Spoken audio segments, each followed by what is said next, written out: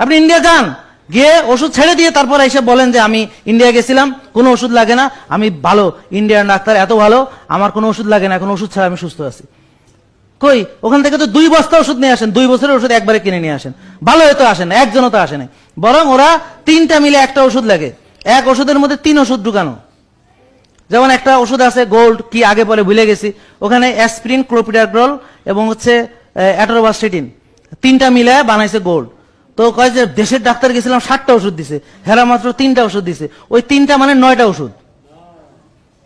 হ্যাঁ, জানেন না আপনি, এই পৃথিবীর আর কোথাও এরকম কম্বিনেশন নাই, দুটোর কম্বিনেশন আছে, ইন্ডিয়াতে 3টার কম্বিনেশন আছে। যাদের বুদ্ধি মাশাআল্লাহ অনেক ভালো, মিষ্টি মিষ্টি কথা বলবে, টেস্ট আরো বেশি করবেন আপনি, ওখানে আরো টাকা ঢেলে দিয়ে আসবেন।